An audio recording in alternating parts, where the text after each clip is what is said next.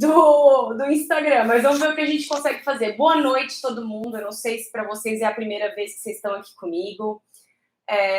Eu sei que muitas pessoas que estão aqui já acompanham os vídeos, tem gente que está sempre acompanhando no Instagram, então muito obrigada pela participação de todos vocês. Essa é a primeira live do ano. Me deixaram muitas perguntas, estou muito curiosa para responder várias coisas. Eu espero que vocês curtam tanto quanto eu. Quais são os assuntos que a gente vai abordar hoje?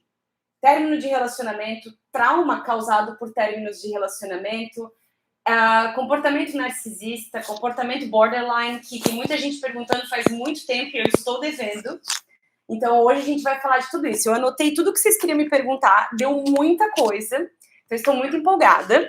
E a gente vai começar... primeiro, né? Alguém me sugeriu, por favor, faça live no YouTube. Agora que eu consegui, eu acho que eu vou transformar isso numa tradição, a gente tá os dois ao mesmo tempo. Quem tá aqui no YouTube tem Instagram, me encontra no Instagram. Quem tá no Instagram pode me encontrar no YouTube, se não saber que eu tenho vídeos ainda, mas eu tenho. E temos muita coisa para falar hoje. Espero que o começo de ano de vocês tenha sido ótimo.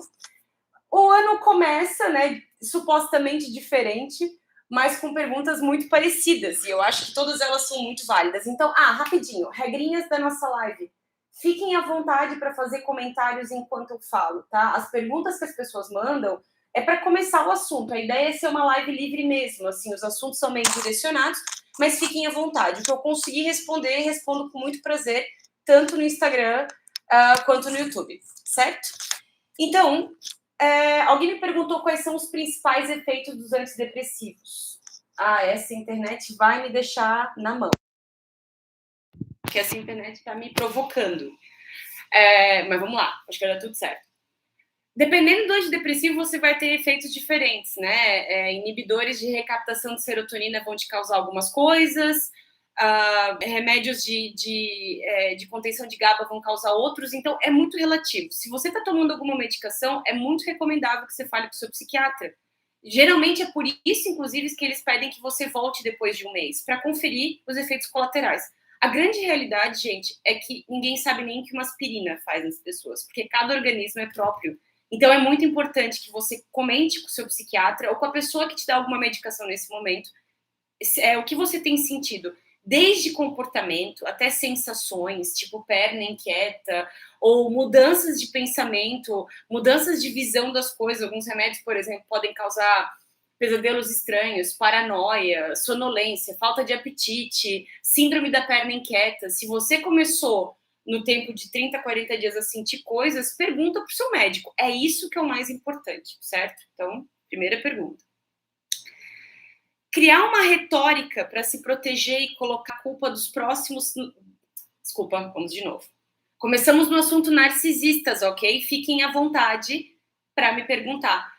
Comecei a tomar lítio e dor de estômago. É muito importante você perguntar para o seu médico se você está tomando o lítio certo, por exemplo, se devia estar comendo alguma coisa antes, se a sua alimentação pode afetar no consumo do lítio. É importante perguntar isso para ele, ok? Vamos para os narcisistas, então, que eu sei que muita gente me assiste por causa disso. Vamos lá. Criar uma retórica para se proteger e colocar a culpa dos próprios sentimentos nos outros é uma característica narcisista? Pode ser. Por que pode ser? Porque tem outros perfis que podem fazer a mesma coisa. Quando se trata de narcisistas, uma característica muito importante dessas pessoas é que eles terceirizam culpa e responsabilidade. Eles não têm essa capacidade de assumir responsabilidade por comportamentos. Por isso que muitas vezes eu vejo muitos pacientes muito frustrados com as suas mães narcisistas, por exemplo. Você fala para ela, fala, poxa mãe, como você pegou no meu pé na minha infância, né, por eu ser gordinha, e a mãe, ao invés de oferecer alguma compaixão, ela fala, você não sabe o que eu passei. E aí, de repente, vira sobre ela. Né? Não é mais sobre a dor do seu filho por você ter colocado ele na mesma situação que ela passou e não gostou, né? Alguém no YouTube me perguntou, narcisista é diferente de manipulador emocional? A manipulação emocional pode ser uma característica de uma pessoa narcisista, né? Como pode ser a característica de uma pessoa borderline, de uma pessoa antissocial, até de uma pessoa histriônica. Então, é comum dentro do que a gente chama de cluster B. O que é cluster B? É o conjuntinho dentro do nosso manual de diagnóstico de doenças mentais que acomoda essas personalidades que têm traços um pouco comuns no sentido. dificuldade com empatia, pensamentos inflexíveis, tem essa característica muito tudo ou nada, flutuação de humor, irritabilidade, impulsividade, são todas questões que são mais ou menos parecidas para essa população. Por isso que eles ficam nesse negócio que a gente chama de cluster. Cluster em inglês significa grupo, né? Então, neste grupo ficam essas personalidades que têm algumas coisas em comum, mas tem algumas coisas que também diferem, que ao longo da nossa live a gente pode falar sobre isso. Então, manipulação, a chantagem emocional pode ser uma característica de uma pessoa narcisista, como pode ser de outras pessoas, certo? Então, é comum, sim, que eles terceirizem culpa e responsabilidade, porque isso bate numa parte deles de defectividade. Existe uma teoria, na verdade, um tipo de terapia que é um braço um pouco mais adiantado da terapia cognitivo-comportamental, que é mais focada para características, para transtornos de personalidade, que se chama terapia do esquema. Dentro da terapia do esquema, muito raso o que eu vou explicar agora, o transtorno narcisista, ele envolve muito eu sei que esse negócio da criança ferida está ficando muito popularizado, e é mais ou menos por aí, tá? Mas todos nós temos esse modo criança dentro da gente, né? Lembranças, lembranças, aprendizados da infância que vieram na vida adulta. A teoria do apego explica muito isso. Alguém me perguntou sobre a teoria do apego, fiquei pensando se não dá uma boa live temática, então fica na caixinha.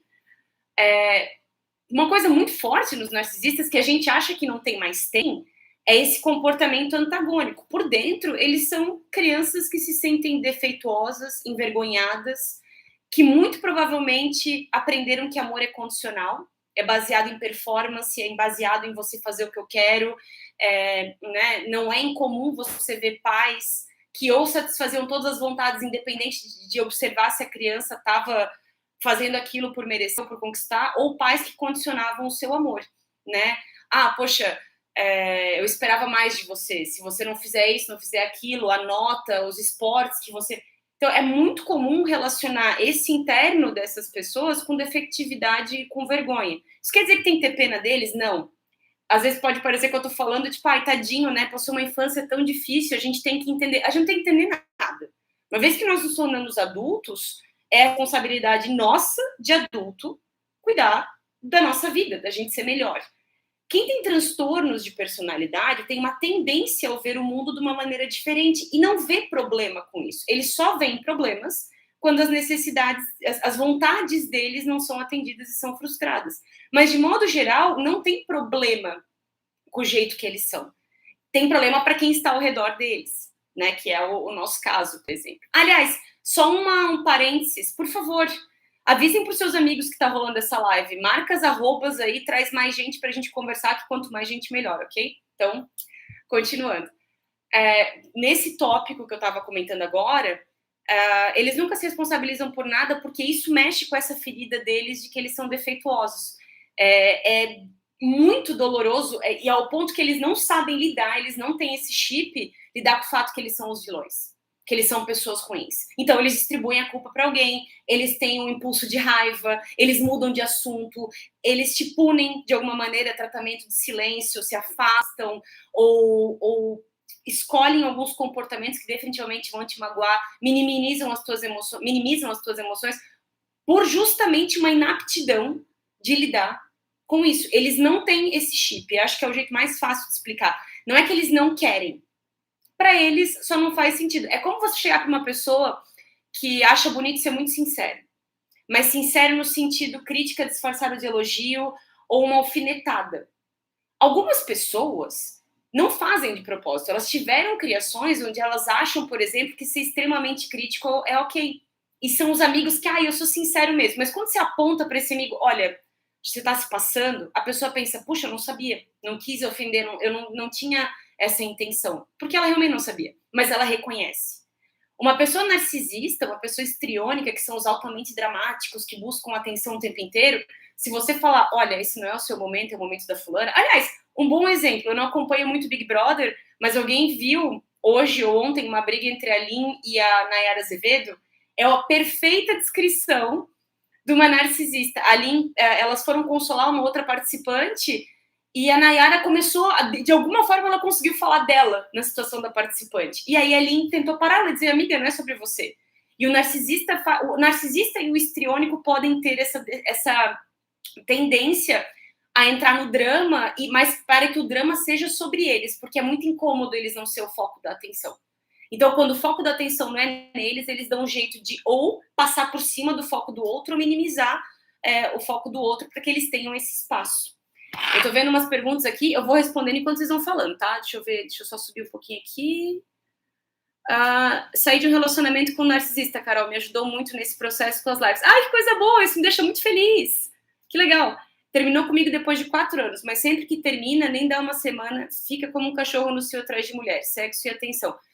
Peraí, quando ele termina, vocês ficam indo e vindo, é isso? Ou assim que ele tem um histórico de assim que ele termina, ele já tá engatado em alguém? Porque isso é uma outra coisa. As pessoas perguntam, alguém até perguntou assim, e eu vou adaptar isso pro narcisista. O narcisista foi ruim só comigo, porque era a nossa relação, ou ele é ruim com todo mundo? Não, ele é ruim com todo mundo, porque é a forma com a qual ele vê a relação. Eu sei que isso é muito difícil, mas para eles, a relação com outra pessoa é sobre ter suprimento, sobre ter necessidades superficiais supridas, status, sexo, carinho, atenção, companhia. E durante o começo é que nem a criança que encontrou um brinquedo novo. Aquilo é muito legal e ele adora. Mas com a mesma intensidade que veio, vai. Quando perder a graça, começa a ficar verbalmente agressivo, distante, irritadiço, encontra formas de criar tensão o tempo inteiro para que você seja culpada pelo término do relacionamento. Não é incomum. E também não é incomum que já hajam outras pessoas engatilhadas saindo com ele ou com ela enquanto tá com você, tá? Não é incomum. Inclusive é bastante comum. Porque eles não confiam em ninguém. Uma das coisas que eles narram nas sessões de terapia, até às vezes se eles estão numa conversa um pouco mais cândida com alguém, é que eles têm dificuldade em confiar, então isso meio que justifica os comportamentos. E também deixar claro como é difícil para eles criar vínculo, porque se eu não confio em ninguém, obviamente que eu não vou ficar vulnerável com outras pessoas. Então eles, de verdade, eles não se envolvem em relações. Eles dão para aquela relação o máximo que é preciso para ter o que eles querem, né? Meus pais competem comigo até os transtornos psicológicos, eu tenho mais problema que você. É bem isso. Né? Você chega para eles e fala, nossa, mãe, pai, vocês pegaram muito pesado nessa situação. Você não sabe como não era no meu tempo. Porque no meu tempo não tinha isso de psicólogo, não tinha de depressão. E em vez de te escutar, a necessidade de se defender, se apertou na ferida de que eles são insuficientes. E eles não podem ser isso. E, aliás, eu tô falando isso para vocês, uma tendência de todos nós que somos ou já fomos vítimas de narcisismo ou temos esses pais vocês estão me ouvindo, aí vocês pensam, faz todo sentido, então agora, assim que eu puder, eu vou ter uma conversa palestrinha com os meus pais. Pai, você precisa entender, mãe, você precisa entender que não sei o quê. Eu já aviso, não faça isso. Vai ser um tiro pela culatra, você vai sair mais magoado e mais impotente do que você entrou nessa conversa, porque eles só não ligam, eles não têm esse chip de sensibilidade. Isso é preciso ficar claro. Então o que você faz? Se você mora com os seus pais, alguém me perguntou assim, pais narcisistas e eu tenho uma dependência deles, financeira e tal. Primeira coisa, vamos desenvolver um plano de estratégia. A primeira coisa que eu digo que acho que é importante é tentar traçar uma estratégia financeira, né? Como eu consigo ganhar um dinheiro e guardar esse dinheiro, não entrar em muitos detalhes sobre quanto você está ganhando. Uma coisa que eu já ouvi de vários pacientes é, Carol, eu tenho medo que assim que eu comecei a trabalhar, parece que eles me olham diferente, porque agora eu ganho dinheiro. Carol, assim que eu comecei a trabalhar, os meus pais começam a pedir algumas coisas que eles nunca pediram antes, porque nunca foi problema. Por exemplo, eu tinha uma paciente que o pai bancava tudo, faculdade, carro, casas, contas, ela tinha uma boa vida. Mas no momento que ela começou a trabalhar, sem aviso prévio, ele começou a dizer, o IPVA não tá pago. Dela, mas que IPVA? Ela nunca precisou, e quando ela perguntou, o pai não entrava no assunto que dizia que ela não precisava. Do nada, ele jogou tudo nas costas dela e começou a cobrar. Bom, se você é independente, meio que quase ela arranjar um emprego foi uma ofensa, e claro que é, porque diminui o senso de controle. Quando eu falo isso para vocês, a pessoa narcisista, ela não tem clareza que ela está controlando, ela fica emburrada. E os pensamentos dessas pessoas cluster B é 8 ou 80. Ou você tá comigo ou você é meu inimigo. Por isso que não é incomum você ouvir histórias de mães narcisistas, e eu foco nas mães porque geralmente o cuidador primário na nossa história de vida, na nossa cultura brasileira é a mãe, né? E a mãe realmente tem um vínculo por causa da ocitocina, por causa da gestação, que acaba sendo mais próximo dessa criança, o que não é o mesmo do que você ser uma excelente mãe e amar ser mãe, isso tem que ficar claro. Mas também sou um utópico. E a mãe e os pais começarem a te punir porque eles estão perdendo o controle sobre você. A primeira coisa é trace um plano. A segunda coisa é muito difícil explicar o negócio da pedra cinza, né? E eu brinco com os meus pacientes assim, só concorda. Os pais perguntam, tá, vai chegar tarde? Não, que hora você quer que eu chegue? Ah, tal hora. Ok. É um saco? É. Mas vamos tentar calcular no sentido redução de danos e quais batalhas a gente quer travar. É injusto? Bastante. Mas nesse momento você está em desvantagem. Então é preciso ser um jogo estratégico. Porém, para a gente conseguir chegar no ponto desse jogo estratégico, a gente precisa de algumas coisas. A primeira delas é ver os nossos pais como pessoas que têm falhas. Porque esse é um outro problema. Existe um tabu cristão muito forte de amar pai e mãe e de esperar que os nossos pais sejam aquilo que a gente aprendeu que pai e mãe são. Cuidadores, queridos, parceiros, que estimulam a gente a buscar os nossos sonhos, a conquistar a autonomia. E a grande verdade é que a maioria deles não são assim. Boa parte deles não são assim. E também não serão assim o tempo inteiro. Algumas pessoas não deveriam ser pais. Essa é a realidade. Mas quando eu falo isso, muita gente deve pensar, meu Deus, como você tem coragem de falar isso? Mas porque é verdade. Eu já tive pacientes que no meio de uma sessão desabam em choro dizendo, eu me arrependi de ter filho, não sirvo para isso, não quero, não posso voltar atrás. Ou, amo meu filho, não gosto de ser mãe. Ou, essa fase que ele depende demais de mim, eu acho insuportável.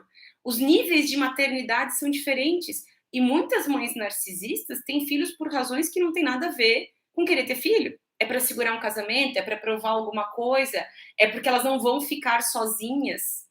Tem um monte de razões pelas quais isso acontece, né?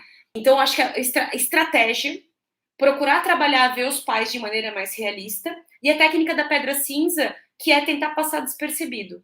Concordar, meio que não comprar brigas, não tentar explicar para eles o que eles estão fazendo, não tentar fazer com que eles melhorem, porque eles não têm um problema com isso, é você que tem um problema com isso.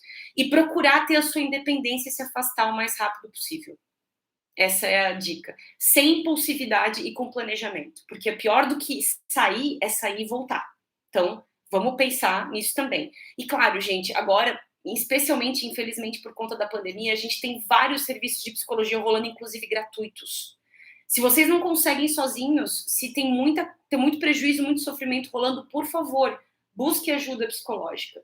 Tem psicólogo para todos os gostos e bolsos atualmente. Vocês não precisam passar por isso sozinhos, ok? Isso é muito, muito importante.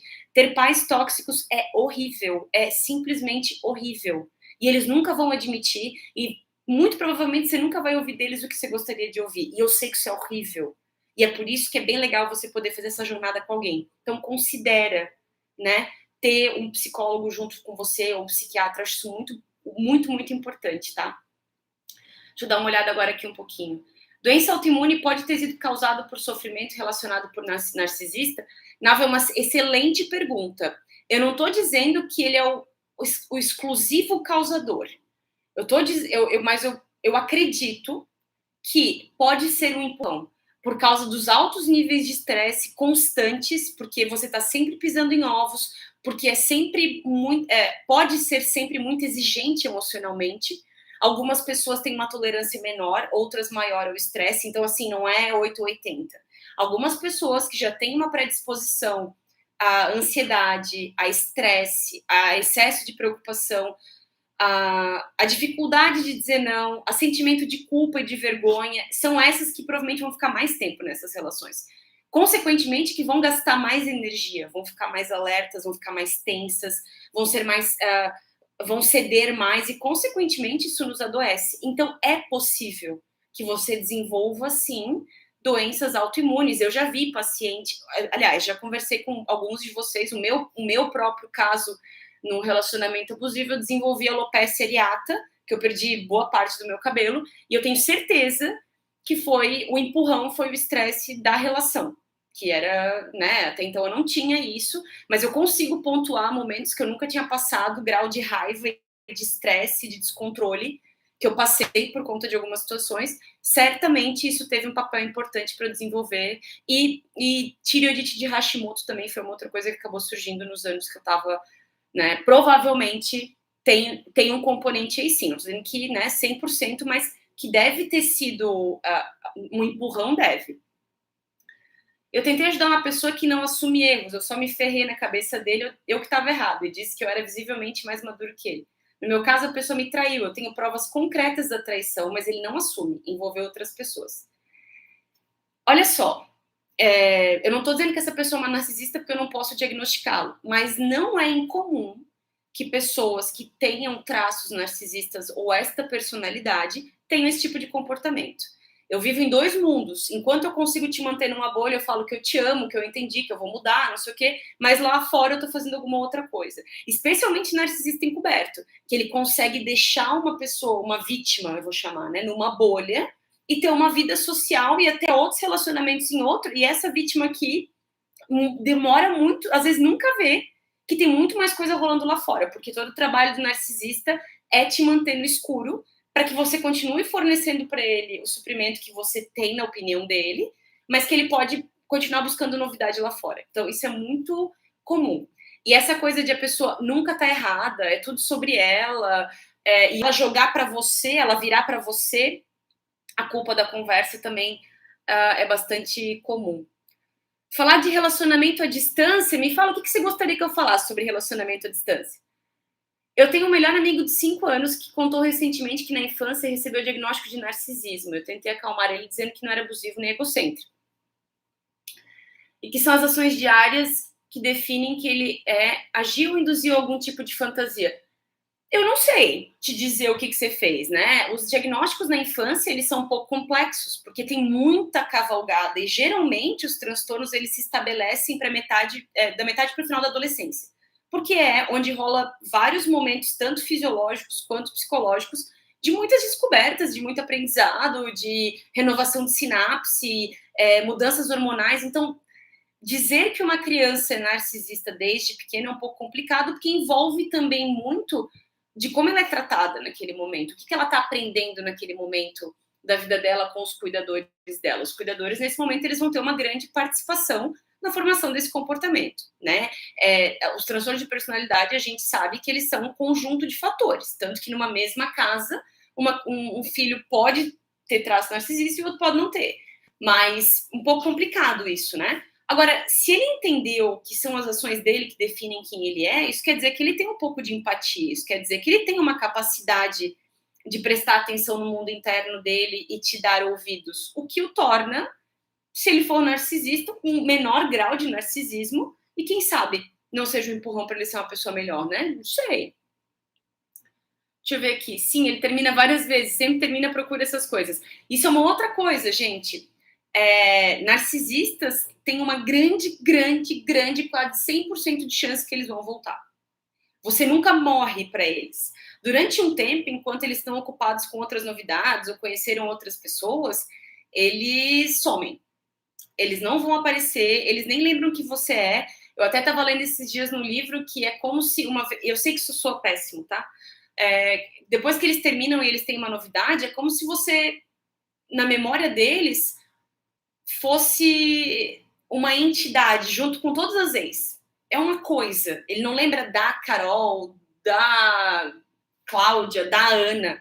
Lembra da ex. Se Albert perguntar, talvez ele vai lá resgatar, mas é diferente. Quando é que ele lembra de você? Quando ele não encontra suprimento novo, quando ele tá entediado. Porque é mais fácil eu voltar porque eu conheço do que porque eu não conheço.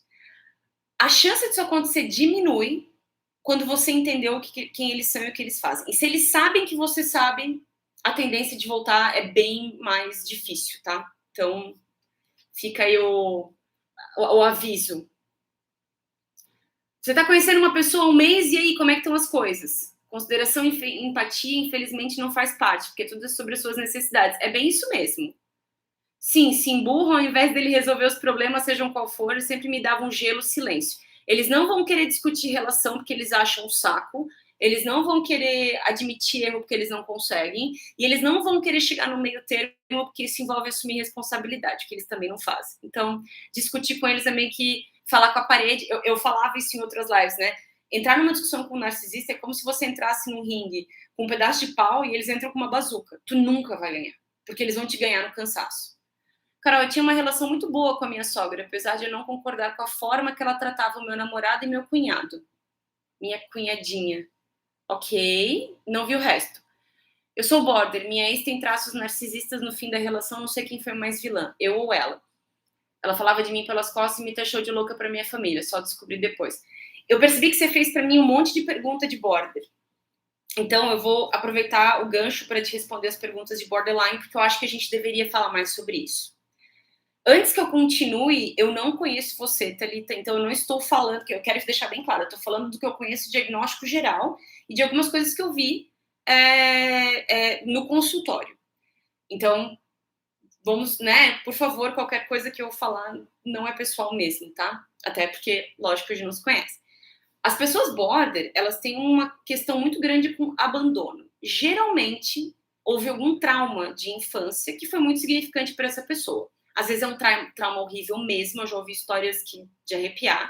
E às vezes foi alguma coisa que a interpretação que a pessoa teve foi traumática, certo? E isso desencadeia esse buraco de abandono.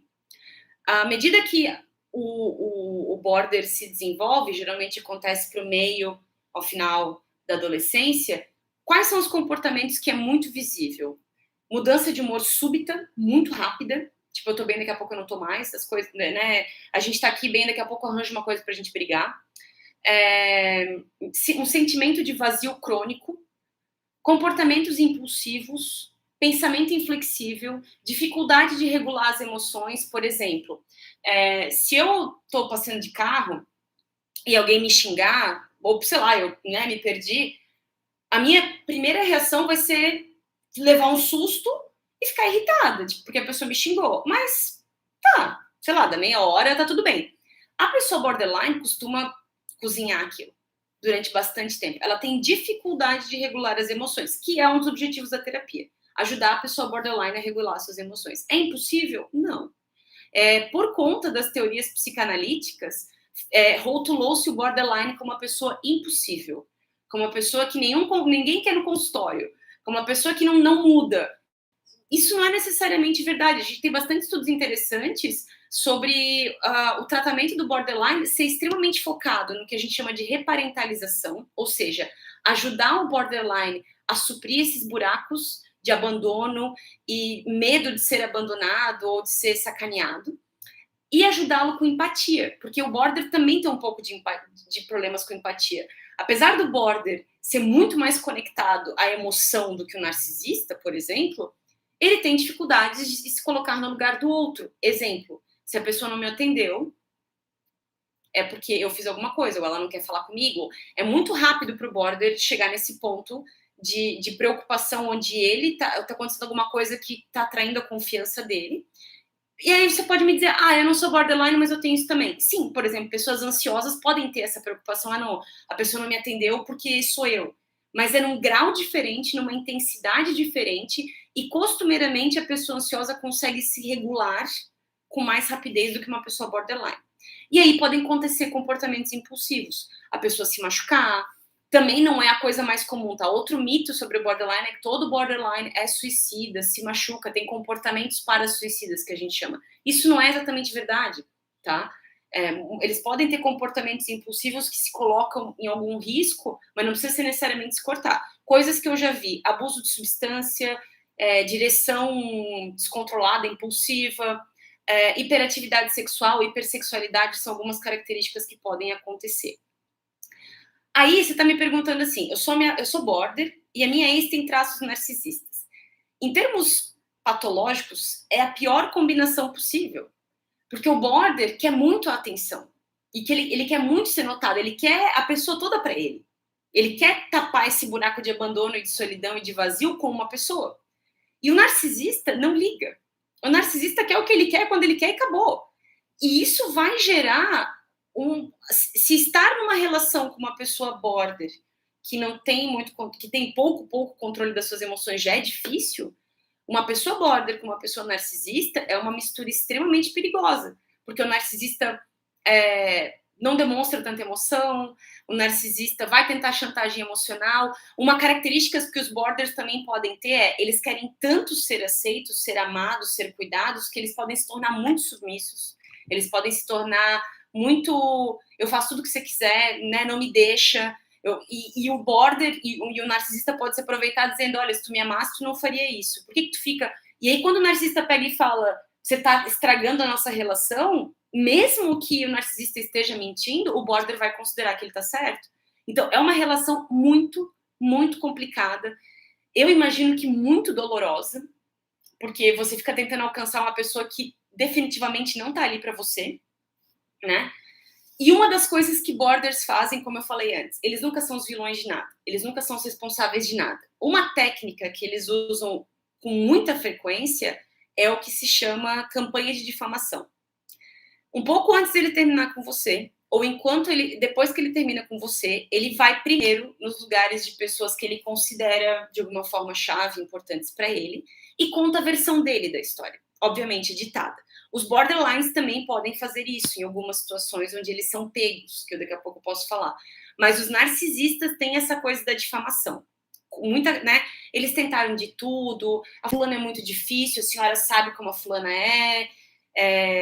eu não queria que isso tivesse acontecido, mas eu fui obrigado a fazer isso. Então, ele vai manipular todo mundo, porque daí quando chega a tua vez de contar a história, você já está em desvantagem no sentido, mas será que ele falou uma coisa ou outra que você normalmente faz? Então, assim, eu entendo o lado dele. Ainda mais se ele for o tipo de border, de narcisista, que publicamente ele é muito bem visto. Com as pessoas com quem ele não tem intimidade, o tempo que eles passam juntos, o cara é ótimo. Pô, fala com todo mundo, é engraçado, né? Ele não é... Ele pode até ser socialmente esquisito, mas dependendo de como ele é, se for um narcisista oculto, ele é um cara que ele é meio esquisitão mesmo. Ele não fala muito, ele raramente se mete na conversa, parece que ele tá deslocado. Um narcisista grandioso, que é o tipo mais clássico, ele vai falar dele o tempo inteiro, ele fala demais, ele é inadequado, mas ele aparece. Você vê ele ali. E às vezes ele é um cara engraçado. E, para piorar, homens, eles têm... as pessoas são vistas, os homens narcisistas, eles são vistos como os caras que se dão bem na vida, que falam na cara. Por isso tem um monte de influencer, youtuberes que falam um monte de atrocidade, mas todo mundo pensa, isso aí, ele tá contra o sistema, esse cara é bom. Agora, se uma mulher faz isso, ela é meio maluca, né? Então, muito provavelmente isso que aconteceu. E é óbvio que uma pessoa borderline isso dói, porque o border, tudo que ele quer é não ser rejeitado. Então, é desesperador as pessoas começarem a ter uma ideia injusta, errada, editada sobre ele, ou alguns pontos amplificados, e ele entra num desespero achando que vai perder essas pessoas, né? Eu acho o comportamento dele bem previsível, o dele ter feito isso, porque ele não é um cara ruim, ele é um cara maravilhoso, mas eu te digo que, eu sei que é uma resposta esquisita, mas o universo se encarrega. À medida que você volta a conviver com eles e tal, eles vão perceber algumas coisas desse cara também, porque uma outra coisa... Assistam no Netflix, entrou semana passada, O Mestre da Enganação. É um documentário do Netflix que mostra um cara que ele é um psicopata, mas que ele tem traços narcisistas. Todo psicopata costuma ser narcisista. Nem todo narcisista é psicopata. E uma das coisas que é muito comum de ver no narcisista é que ele conta meio que a mesma história para todo mundo, só que ele separa essas pessoas. Então, nessa série, O Mestre da Enganação, ele conta para as pessoas, aleatoriamente, que ele é um espião do MI6, MI5, uma coisa assim.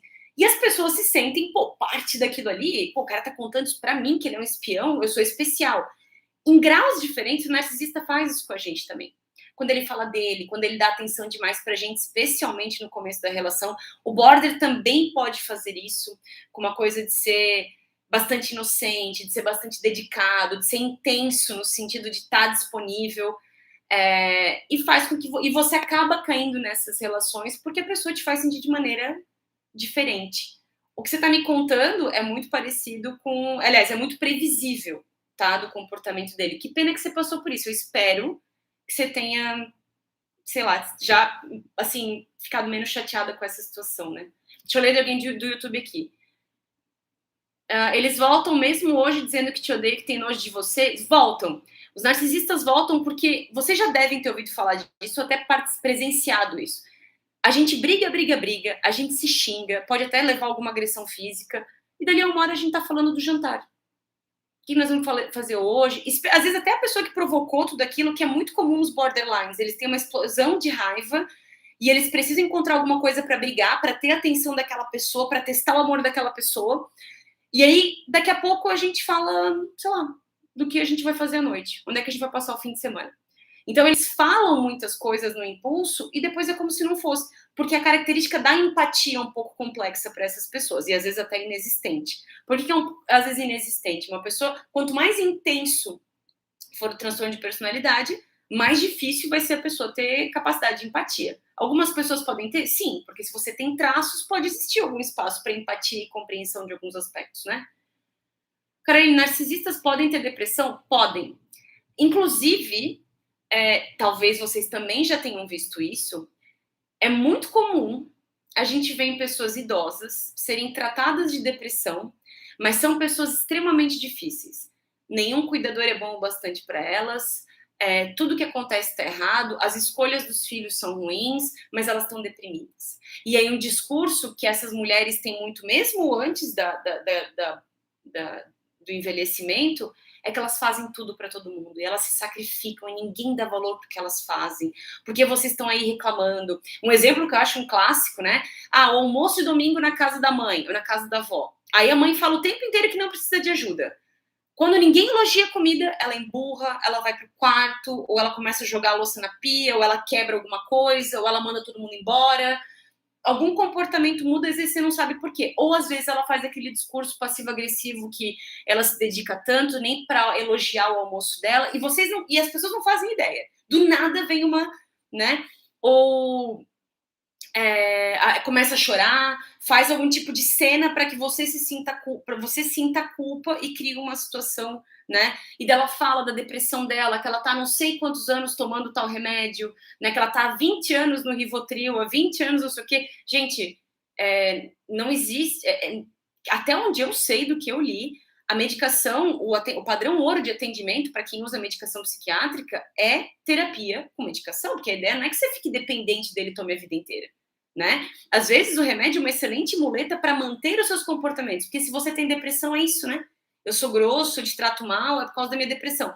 Não é incomum você ver, especialmente o que a gente chama de narcisista vulnerável, que é muito parecido com essas mães que se vitimizam e tal, ou até mesmo o narcisista encoberto ter problemas ter uma comorbidade, que a gente chama, né, que é mais de um transtorno de depressão e ansiedade juntos, né? E aí meio que assim até porque a gente não é, infelizmente, tão bem treinado para isso, a gente foca mais na depressão e na ansiedade e não tanto na questão da personalidade. E muitas vezes é a personalidade da pessoa que está levando a isso, né? Padrão inflexível, afastar as pessoas, ser altamente crítico, ter uma hipersensibilidade à crítica. Essas pessoas vão estar envolvidas em situações um pouco, assim, tensas o tempo inteiro. E delas, porque elas nunca são culpadas de nada, elas vão dizer, não, isso aconteceu comigo porque você é um filho ingrato, porque não sei o quê. E não porque ela, às vezes, causou uma situação, né? Deixa eu ver aqui. Minha mãe é narcisista ou até psicopata. E meu pai casou de novo com uma mulher que deve ser narcisista também. Eu moro sozinha e estou com 5 tendinites na perna. Olha, dizem que as ites podem ter um componente emocional, né? Eu não sou médica nesse ponto, mas por que não, né? Dependendo do grau de estresse e de impacto que você tenha dos comportamentos deles e como isso sobrou para você, é possível. Nessa situação, eu vi que não pude contar direito com 2 amigas. Elas podem ser narcisistas? Podem. Podem ser narcisistas, como também podem ser pessoas que não são as mais indicadas para você trocar ideia com elas, né? Por isso que as pessoas falam assim, porque falar com um psicólogo é que nem falar com um amigo. Não é. Falar com o psicólogo é ser exposto a um tipo de escuta e de pergunta e de técnicas e de protocolos diferentes que vão te fazer pensar de outras maneiras. Sem julgamento, nunca deveria existir julgamento, sem forçação de barra em termos de crenças, seja religiosa ou de valores, e abrindo espaço para que você questione algumas coisas E considere outras alternativas, além das que você tem usado para lidar com questões e com problemas. Fibromialgia também, aparentemente, tem uma ligação muito forte entre dor crônica, fibromialgia e questões emocionais. Se eu não me engano, tem alguns estudos até que falam sobre algumas características de personalidade das pessoas com fibromialgia, né? Que são pessoas que são um pouco mais sensíveis a algumas coisas e tal, mas não posso dizer com certeza que não é a minha área, tá? Mas sim, pode ter um componente emocional na fibromialgia, sim. Desculpa. Deixa eu ver aqui. Meu ex era extremamente abusivo. Após o fim, a culpa me persegue, como se eu não merecesse recomeçar.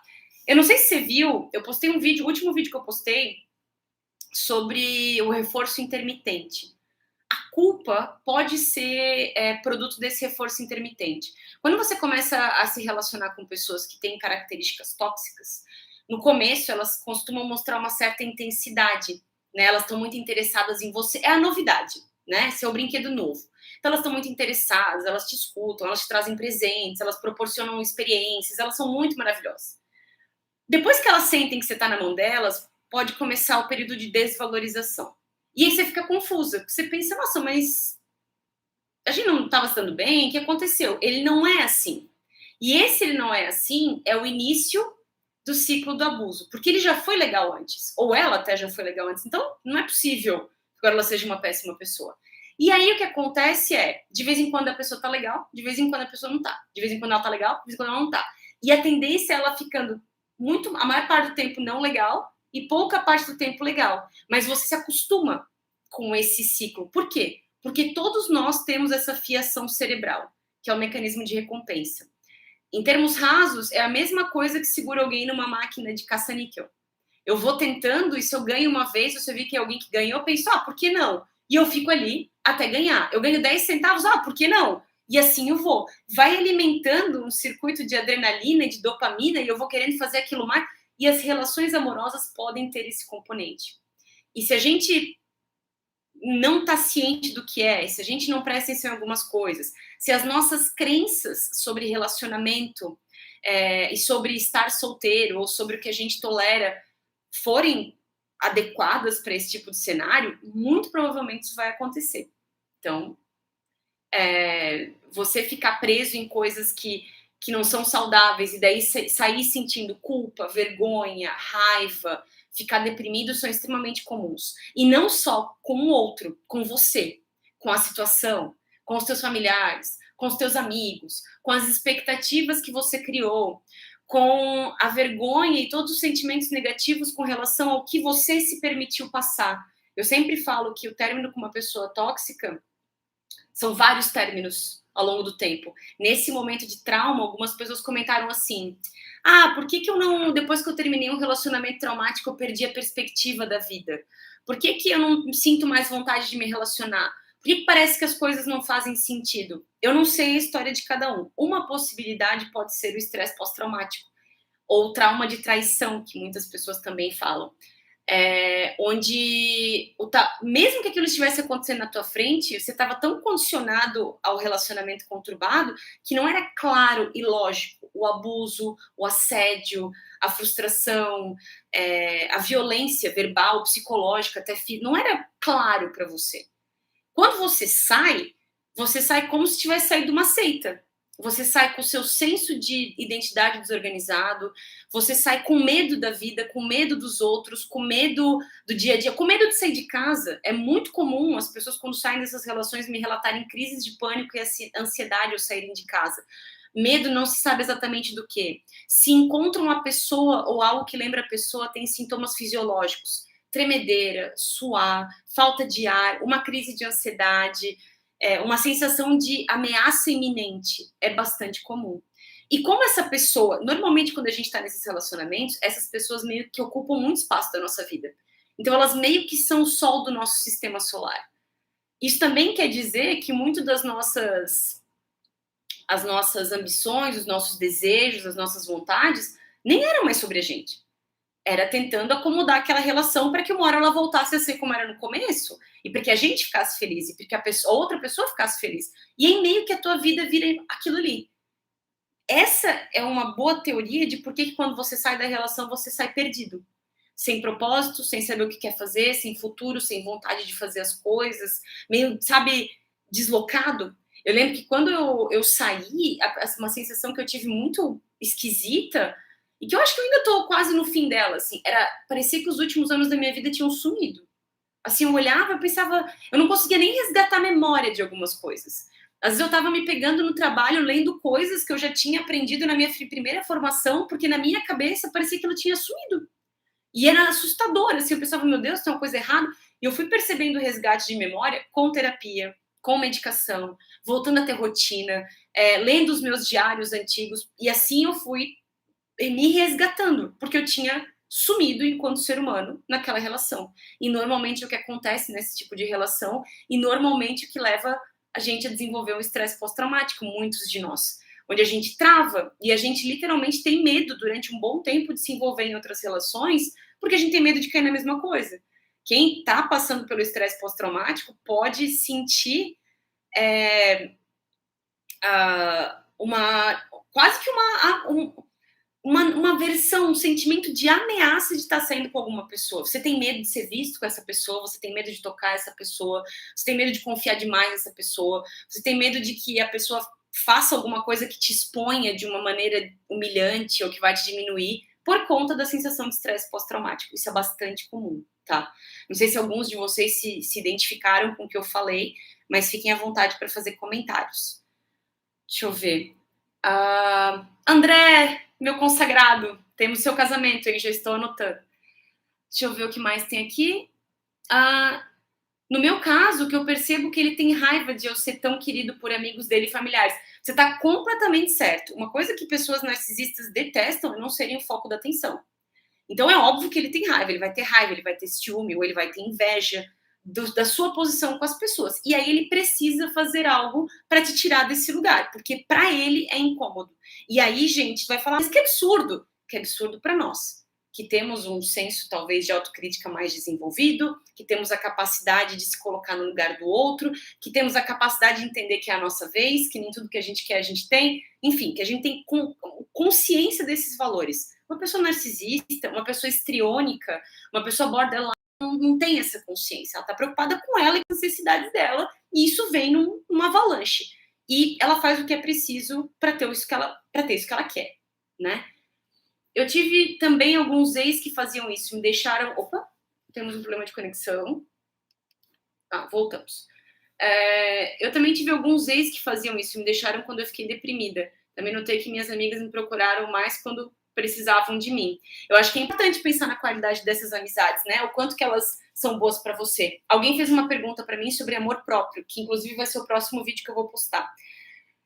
Até por causa dessa cultura de positividade tóxica, e não se enganem, muitas das pessoas que a gente segue nas redes sociais, que falam de bem-estar, de ser positivo, de agradecer, gratiluz, gratidão, cura sua depressão em 3 dias, são narcisistas. Você tem que ter muita coragem para marcar um vídeo, dizer que você tem poderes sobrenaturais que ninguém jamais teve, que você vai resolver problemas que estão aí há décadas que ninguém resolve e que precisam de um processo, de um tratamento, e você vende isso para as pessoas. E você faz as pessoas se sentirem mal porque elas não têm amor próprio, sendo que a maioria de nós nem sabe exatamente o que é amor próprio. A gente só cobra dos outros, né? Você tem que se amar mais. Se você não se amar, como é que os outros vão te amar?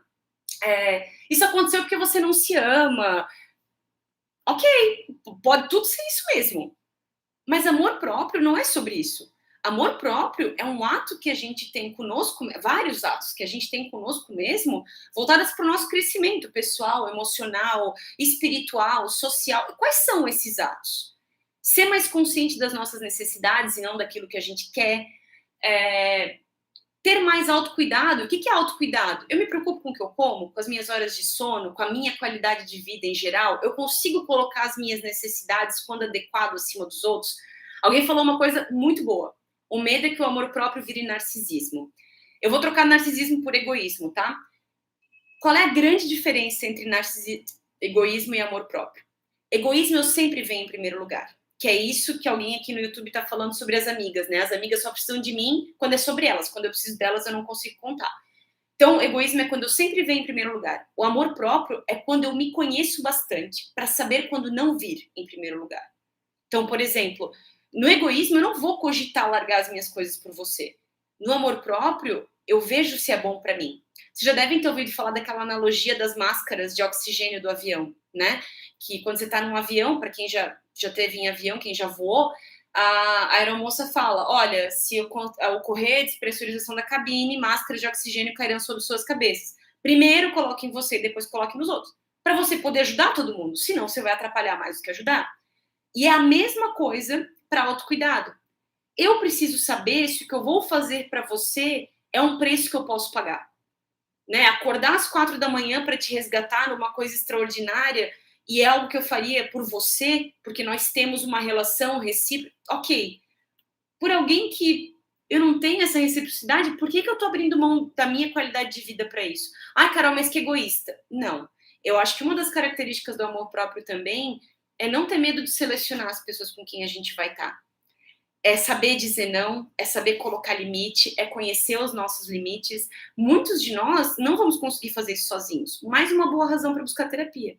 Amor próprio também é um sinal de se conhecer, tanto para as coisas boas quanto para as coisas não tão boas. Você tem consciência daquilo que você pode melhorar ou daquilo que você nem gosta tanto em você. Mas ao invés de ser super crítico e se colocar para baixo, se detonar e se cobrar que você tinha que ser melhor o tempo inteiro, e muitas pessoas, inclusive esses influencers da positividade tóxica, meio que falam, não, mas é bom você ser firme com você. Você tem que se cobrar. Se cobrar é ser crítico, se colocar para baixo, te lembrar que você sempre pode fazer mais, que enquanto os outros dormem, você tinha que estar trabalhando. Tudo bobagem. Não tem nada a ver.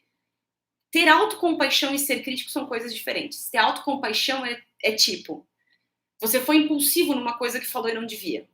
E foi muito chato. E você ficou constrangido. Isso pode acontecer. Aí você pensa, puxa, eu não queria ter feito isso. Ai, que droga, né? Na próxima vez eu preciso cuidar. Eu vou pedir desculpa pra pessoa, que eu acho que é o máximo que eu posso fazer. Às vezes vai acontecer.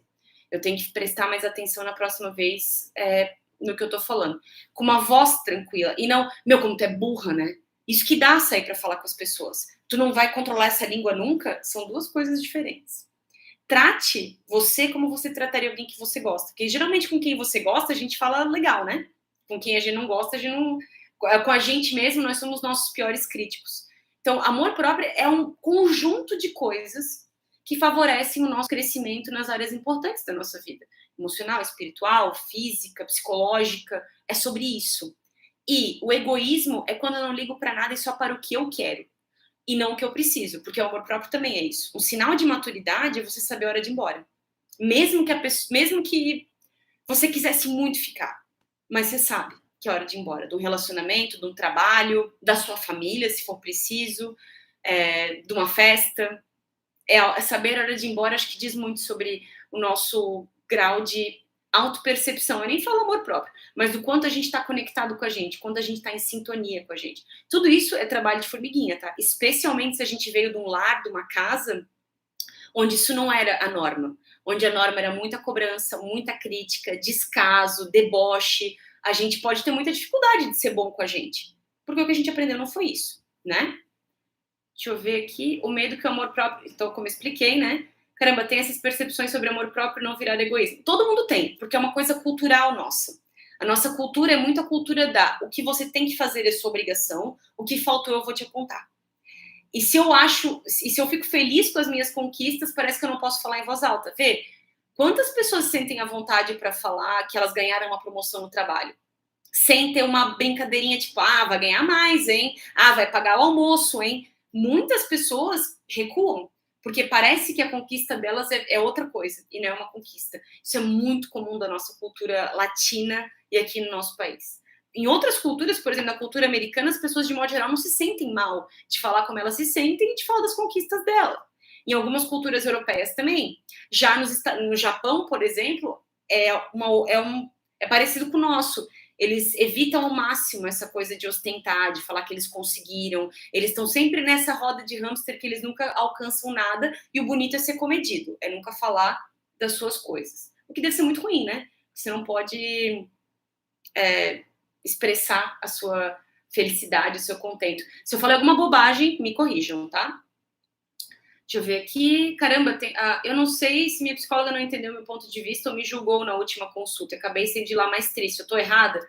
Se isso aconteceu, a minha sugestão para você é, na próxima sessão, você fala o que você me falou para ela.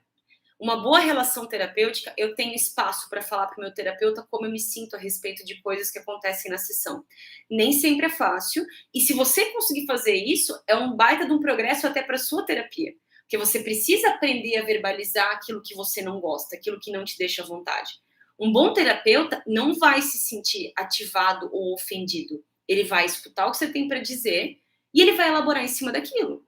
Às vezes é uma coisa que realmente aconteceu, às vezes é a forma que você interpretou.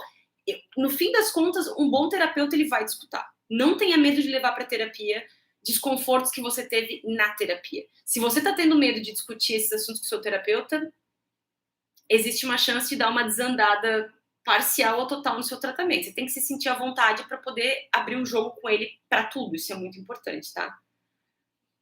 Eu tô aprendendo a me cuidar. Agora mesmo tô morando sozinha faz 6 anos. Parabéns! Tenho 3 gatas que são tudo pra mim. Morro de medo de não conseguir cuidar delas. Eu te entendo. Mas a única coisa que você pode saber, a única coisa que você tem controle é cuidar delas agora, né? Minha família fala que sou retardada porque eu adotei. Credo. Primeiro que péssimo adjetivo, né?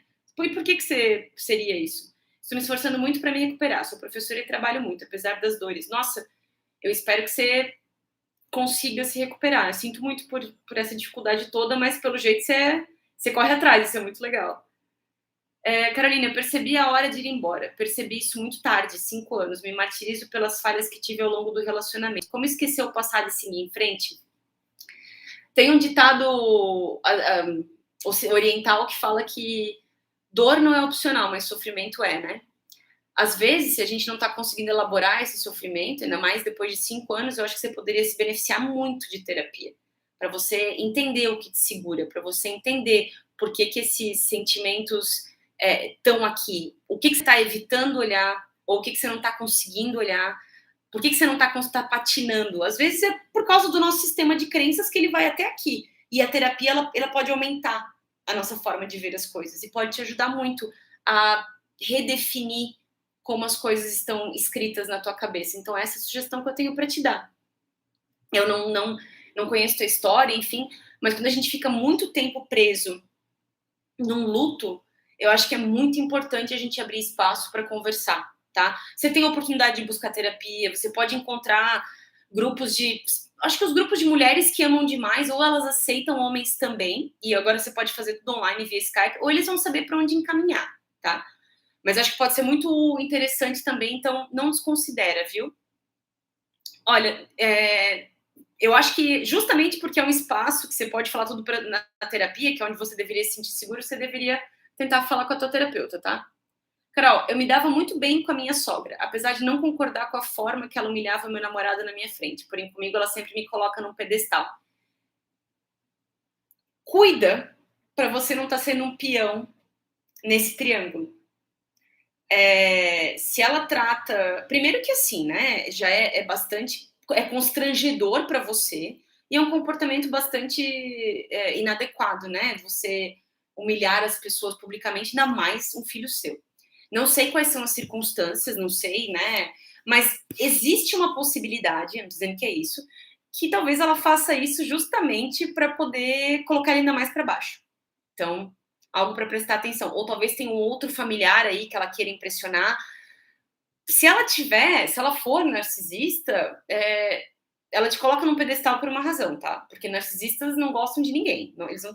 Eles têm momentos que eles estão envolvidos com uma pessoa que oferece algo para eles, mas não gostam de ninguém, né? Se há um carinho muito excessivo, é muita lambição, é muita...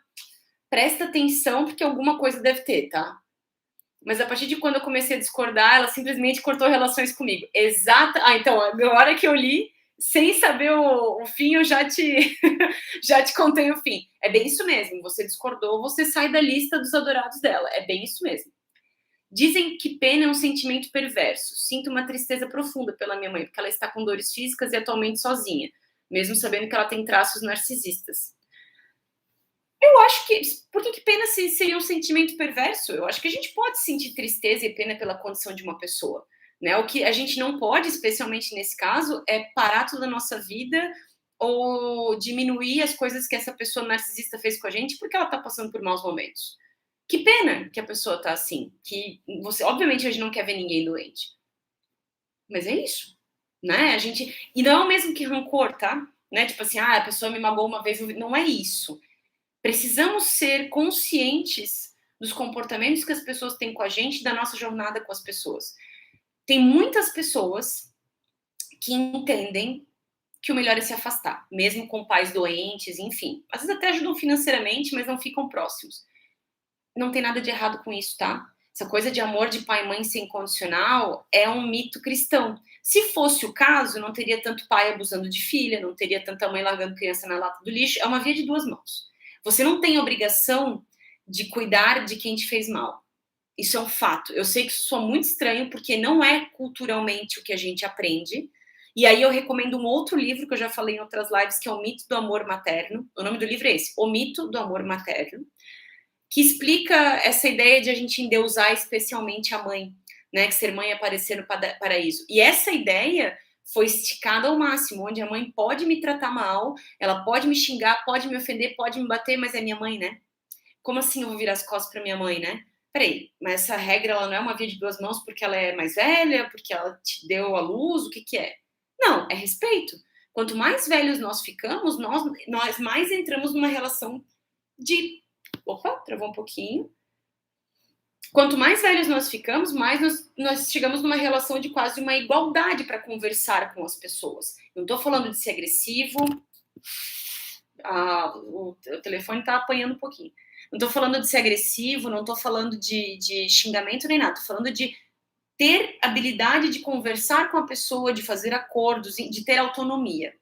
Então, você não é uma eterna criança. Pais narcisistas, pais tóxicos tentam, de um jeito meio manipulação psicológica, fazer com que o filho, mesmo adulto, se sinta uma criança, um adolescente impotente perante a eles. Reparem se isso não acontece, né? Carol, feliz que consegui pegar a live hoje. Eu também, que bom que você veio. O podcast também interrompido, tá? Sorry, bad news aí, mas quem sabe ele volte, não sabemos ainda. Era um lobo em pele de cordeiro, cara de santa, mas manipuladora e vingativa. Me deixou num buraco enorme, 5 meses de depressão. Sinto muito. Mas é normalmente o que a gente tem quando namoramos essas pessoas. Temos que ter muita consciência para entender que não temos a culpa que eles tanto falam. Isso corrói por dentro, porque a pessoa acha que tudo deu errado por causa dela.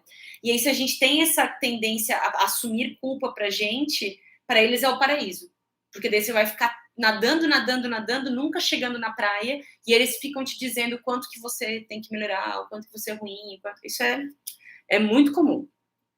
Deixa eu ver aqui. Carol fala que eu nunca ouvi, porém ansiava ouvir por uma psicóloga. O que eu falei? Ah, tá, várias coisas que eu falei aqui. Tá bom.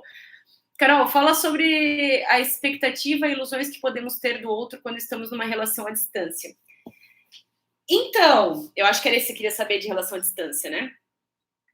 É muito possível você criar essas expectativas, por isso que normalmente os relacionamentos à distância que têm maiores índices de sucesso, eles evoluem rápido. A gente não leva tanto tempo para se ver, a gente pula etapas. Quando a gente fica junto, a gente já vai construindo uma relação. Não é incomum que casais que se conhecem à distância se casem rápido, justamente por causa da distância. A gente cria expectativa se a gente não tem convivência. Ah, mas a gente obviamente mora longe. Quando eu falo convivência, não precisa necessariamente só tá toque a toque. Mas como é que a gente convive na distância? O quanto que a gente faz chamada por vídeo? O quanto a gente respeita o espaço do outro, mesmo estando distante um do outro. O quanto a gente se faz presente na vida do outro quando está distante um do outro e como o outro se comporta. Por exemplo, na primeira fase da pandemia, quando teve lockdown, eu sugeri para vários pacientes que eles tentassem se fazer presentes na casa do outro. Então, hoje a gente pode fazer delivery de tudo. Então, mandar presentes. Parece uma coisa boba, tá? Mas jantarem juntos, sabe? Ah, eu faço minha refeição aqui, pego uma taça de vinho, um copo de suco, você aí, e a gente tá num jantar. Você pode criar várias situações criativas para ter convivência com a pessoa. Dá mais trabalho do que o relacionamento ao vivo? Um pouco mais, mas não é impossível. A gente trabalha expectativas quando a gente convive com a pessoa. Dá para saber tudo à distância? Não. Eu sempre brinco que o relacionamento à distância a gente tem a oportunidade de conhecer 70% da pessoa, mas aqueles 30% que a gente não tem, que é o cheiro, o jeito de andar, como é que a pessoa tem reações a pequenas coisas, como é que ela lida com coisas, né? Quando ela não pode desligar a câmera, esses 30% são os definitivos que vão te manter naquela relação ou não. A melhor forma, a melhor resposta que eu tenho para te dar é convivência. E a distância faça da melhor maneira possível, e quando vocês estiverem juntos, estar presente quando a gente está junto. Eu conheço casais que quando eles estão juntos, eles só brigam, e quando eles estão longe, eles têm saudade. Então, por que estão nessa relação, né? Quando a gente está na relação e não consegue enxergar as falhas e os erros, depois do término eu percebi o quanto mal ele tratava a mãe dele. Minha mãe sempre falou um bom filho, um bom amigo, namorado. Engraçado que pessoas com traços narcisistas querem tudo rápido, em 2 semanas. Não é só os narcisistas, tá? Não é incomum você ver isso em todas as personalidades do que eu comentei com vocês, que é o cluster B. Porque é a coisa da impulsividade, do pensamento inflexível. Ou eu quero agora ou eu não quero mais. Ou é do meu jeito ou não é de jeito nenhum. Então, isso é uma característica comum às personalidades que estão nesse grupo, né? Que é o antissocial, o borderline, o histriônico e o narcisista. Esses são alguns traços comuns que essas personalidades têm. Então, a impulsividade, a alternação de humor e o pensamento inflexível vão causar essas reações. Deixa eu ver o que mais tem aqui. Eu só sei que eu nunca mais vou arrumar uma namorada mulher. Eu já percebi que a melhor companhia para um homem é o conhecimento. Estudar, ler bastante e gostar. Eu entendo você se sentir assim. Eu acho que todos nós temos fases onde a gente passa por situações complexas, traumáticas, ou términos, né, que não precisam ser exatamente traumáticos, que a gente pensa, eu não preciso mais disso. Mas o fato, e aí também é uma pergunta que alguém me fez sobre, por que as pessoas precisam estar em relacionamento? Ninguém precisa estar em relacionamento nenhum, né? Todo mundo faz o que tem vontade. Às vezes a gente pode passar por períodos, sabe, gato escaldado. Eu não sinto necessidade de conhecer pessoas, eu não sinto necessidade de trocar ideia, de estar numa relação. Mas nós, em última instância, somos uma espécie social. Nós somos uma espécie voltada para toque, para contato, para grupo, para socialização, para afeto, para empatia, para sexo. Nós somos uma espécie animal voltada para isso. E nem importa que a gente tenha um córtex pré-frontal. Tá? Isso é uma coisa nossa, da nossa natureza. Nós precisamos, de modo geral, do contato de outras pessoas. Isso quer dizer constantemente? Não necessariamente. Mas a gente tem a necessidade desse contato. Então, talvez agora você se sinta assim, tudo bem, respeita o teu tempo. Mais cedo ou mais tarde pode ser que você mude de ideia. E tá tudo certo também. Isso eu acho tão engraçado. Eu não sei se é uma coisa da geração agora, mas eu percebo as pessoas tendo reações muito imediatistas. Eu saio de um término difícil, meu Deus, parece que eu nunca mais vou amar ninguém, e agora eu faço o quê? Como se você realmente nunca mais fosse amar ninguém. Ou, se não deu certo com esse cara, não vai dar certo com ninguém, eu nunca mais vou me relacionar. Isso é mentira. E todo mundo tem direito de se sentir assim, de falar em voz alta, porque às vezes é um desejo que a gente tem, né? Tipo, eu não quero mais passar por isso. Mas relacionar-se envolve ter decepção. As experiências humanas envolvem decepção, envolvem perda. É só você assistir qualquer documentário do National Geographic, do Discovery Channel, sobre os predadores africanos. Tem morte todo dia e tem vitória todo dia. Isso faz parte da natureza. Tem noite e tem dia, tem frio e tem calor, tem felicidade e tem tristeza. Isso acontece o tempo inteiro. E a gente está sendo estimulado a ter só uma parte da moeda. E eu já aviso, se você tiver só uma parte da moeda, você vai sentir tédio, você vai sentir falta de senso de propósito, você vai sentir que as coisas não têm graça, você vai perder o desejo pelas coisas, o tesão pelas coisas. Então, tudo o tempo inteiro não é necessariamente uma coisa boa, não se engane. É muito mais nas perdas e na decepção que a gente faz autorreflexão e desenvolve maturidade do que nas vitórias constantes. Isso é um fato. Então, não tenham medo da perda. É chato? É. Passa. E te torna uma pessoa melhor. Pô, precisaria passar por isso? Eu vi um meme que fala assim, aprendi a lição, mas precisava ter passado por isso para passar a lição? Eu compreendo. Tem muitas coisas, não é sobre merecimento, tá? Ninguém merece passar por diversas coisas. Mas se foi o que passou no nosso caminho e assim a gente aprendeu coisas, o que você vai fazer? Era o que dava para fazer naquele momento, né? E aí entra a história da autocompaixão que eu comentei antes. Carol, amo seus vídeos. Meu namorado psicólogo não consegue demonstrar afeto por mim e pela filha. Sempre fala da ex e de parentes que o marcaram. Toda profissão, eu não conheço teu marido e não tô falando mal dele, tá? É só que me lembrei de uma coisa. Toda profissão vai ter gente com as qualidades que você espera da profissão, e vai ter gente que não vai. Tanto é que, não, infelizmente, não é incomum você ter pessoas com traços narcisistas e até mesmo antissociais trabalhando com psicologia. Porque a psicologia é meio como se a gente tivesse um bisturi invisível e tivesse num processo abstrato, operatório, que se você me der muita autoridade na tua vida, eu posso, sem querer, fazer um estrago ou até mesmo querendo fazer um estrago na tua vida. Vou te deixar mais confuso, vou te deixar mais infeliz, vou te deixar... É possível. Então, pode ser que ele seja um psicólogo, mas ainda assim ele seja um cara incapaz de empatia, de afeto. E é muito mais fácil ele ser psicólogo e ter um relacionamento unilateral com as pessoas, onde ele manda e as pessoas fazem, onde ele é o detentor do saber, e em casa ele simplesmente não conseguir ter contato, conexão com as pessoas. Eu imagino que deva ser bastante dolorido para ti estar com uma pessoa que não presta atenção em você, né? Que está preso no passado e fica trazendo esses fantasmas para a relação de você e não fica presente com você. Acho que é uma coisa para pensar, né? Como é que essa relação te beneficia? Pensar talvez numa terapia de casal, às vezes não é necessariamente que ele tem uma personalidade, pode ter alguma outra coisa acontecendo. Eu acho que a gente sempre tem que dar o benefício da dúvida até onde não ultrapasse os nossos limites. Que aí a gente também precisa conhecer, né? Deixa eu ver se tem mais alguma coisa aqui. Carol, fala sobre medos após término, relação, medo de ficar sozinha em um ambiente, medo de... Então, foi isso que eu falei antes do estresse pós-traumático. Não é normal que a gente termine e tenha medo de ir nos lugares. Términos traumáticos deixam a gente, né, meio paranoico, inseguro, medo de ir a certos lugares, medo de encontrar certas pessoas, ter uma crise de pânico. Não é para acontecer em términos que não tenham personalidades tóxicas envolvidas, você sentir essas coisas, né? Então, algo para pensar, inclusive até para considerar procurar ajuda psicológica, né? Se isso está acontecendo. Carol, essa live fica salva aqui, vai ficar salva em tudo. Perfeito, muitas pessoas confundem amor próprio com egoísmo. Deus, eu tô assim longe. Uma amiga do meu ex vivia chamando ele para sair. Questionei e ele disse que não era para eu me meter na privacidade dele. Terminei, achei muito bizarro. É uma reação meio reativa, né? Você fez uma pergunta, você não estava fazendo nada de errado. Aliás, eu não sei como é que você perguntou, eu não sei como é que foi o contexto, né? Deixa eu voltar. Mas me parece meio reativo da parte dele, né? Você se arrepende de ter terminado? Eu acho que essa é a questão que vale nesse momento. Às vezes eu encontro pessoas ultrapassando meus limites pessoais e fico paralisada. Não consigo me impor porque eu acho que o problema sou eu.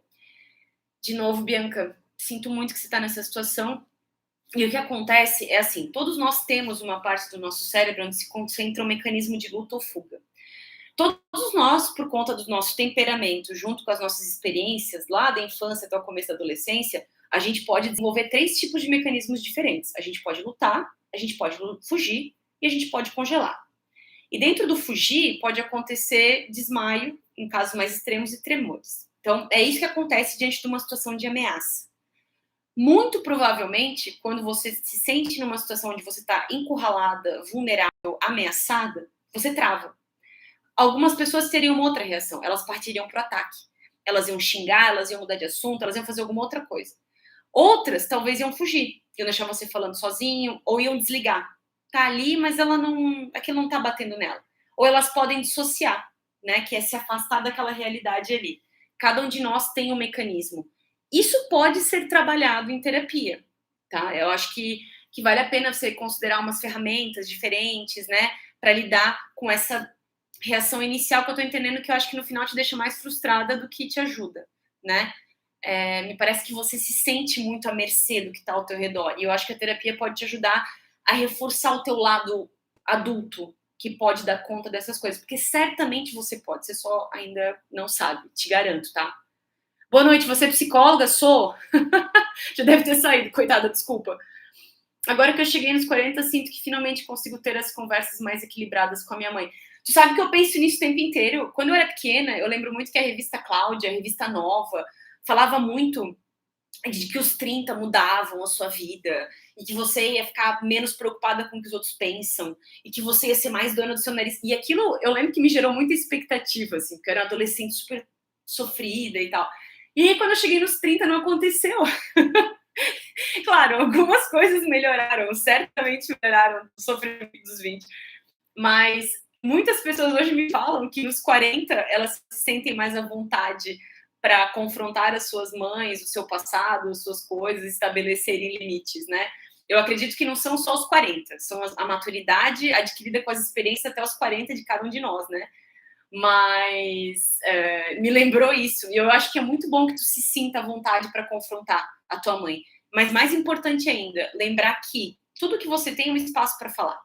Se ela vai concordar, se ela vai pedir desculpa, se ela vai reconhecer, se ela vai ter empatia, isso a gente não controla. E eu acho que o importante do aprendizado, da maturidade, é você saber que falar com as pessoas e pedir algo delas não é uma exigência, é um pedido. Então, existe uma grande chance que ela não vai te dar o que você quer. É tudo, aliás, uma chance 50-50. Acho importante a gente considerar isso, sabe? O bom é os tapas que a Carol dá na cara de algumas coisas, me incomoda, mas sei que é necessário. Eu sei, eu tô dando muitos tapas, e eu gosto de lembrar que, assim, né, não existe vídeo no mundo, não existe podcast no mundo que vai servir como terapia ou como a grande fonte suprema de autoconhecimento.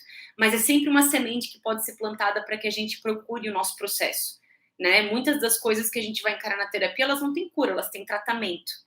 Tratamento para a gente aprender a lidar com a realidade que a gente tem. Então, acho muito importante. Se esse vídeo, se essa live mexer com vocês de alguma maneira para que vocês queiram buscar coisas melhores para você, eu acho que é importante.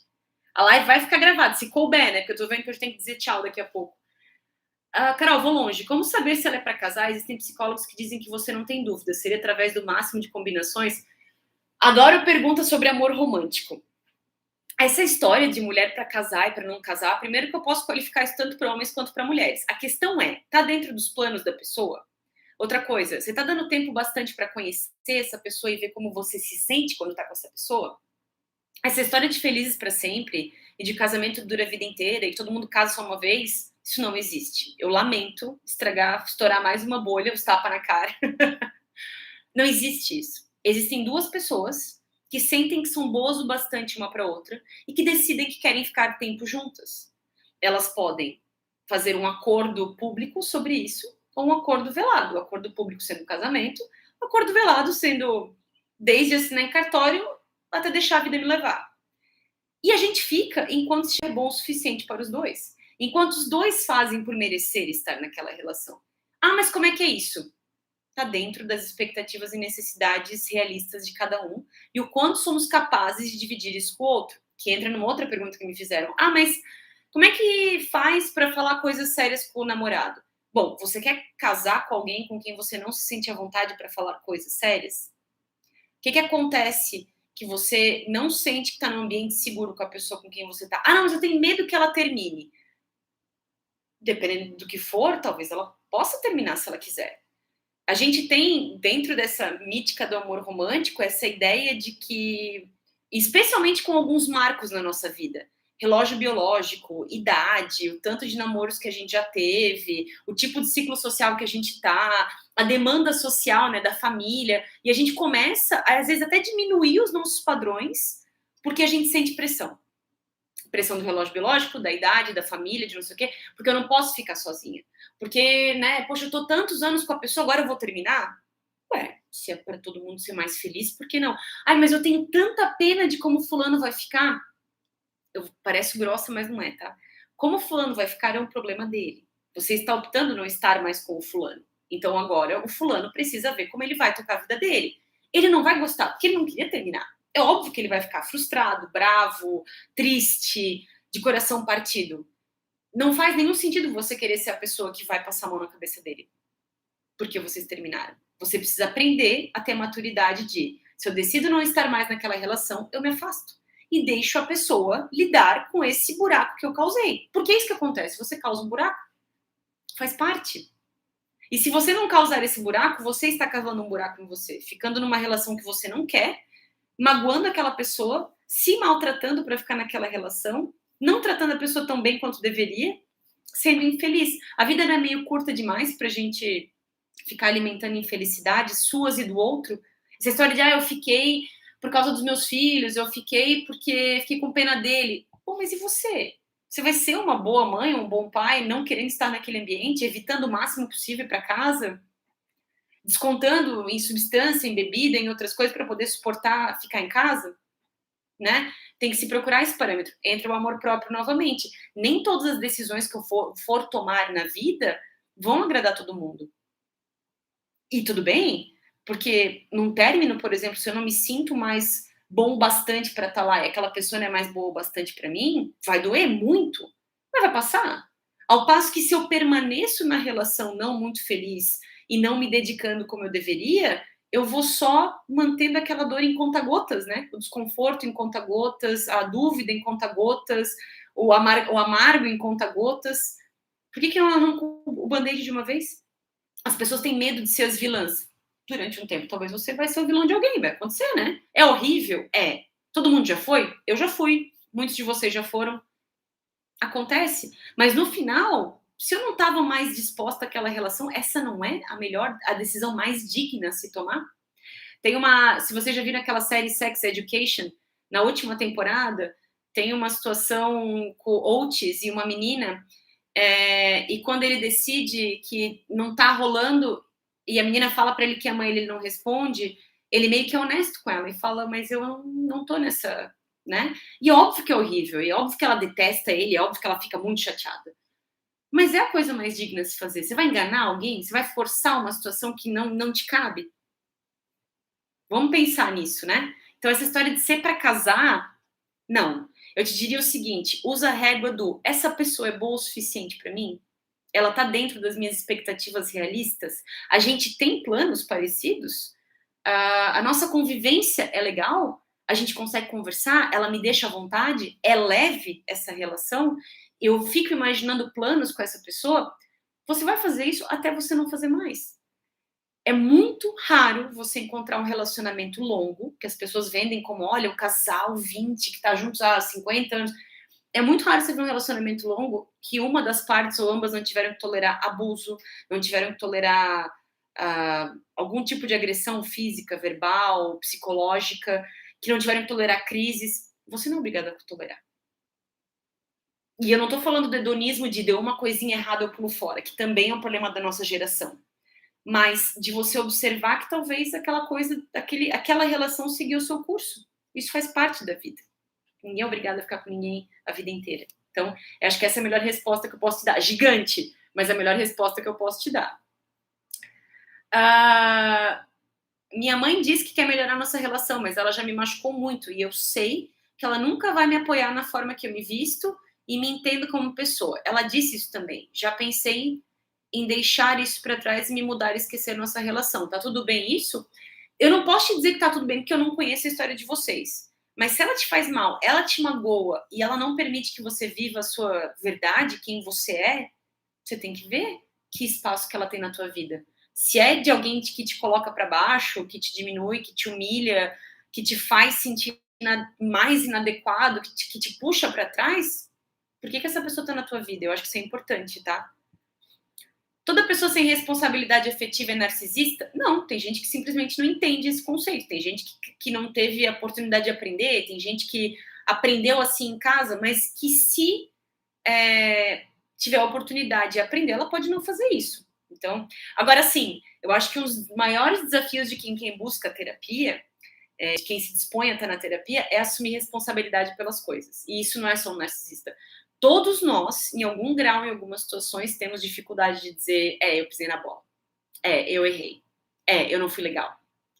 Ninguém gosta de assumir que foi babaca, que foi egoísta, que foi frio. Vai acontecer? Vai. Porque isso se chama humanidade. É o que a gente faz. Agora, se a gente é capaz de reconhecer e tentar melhorar a partir disso, ótimo.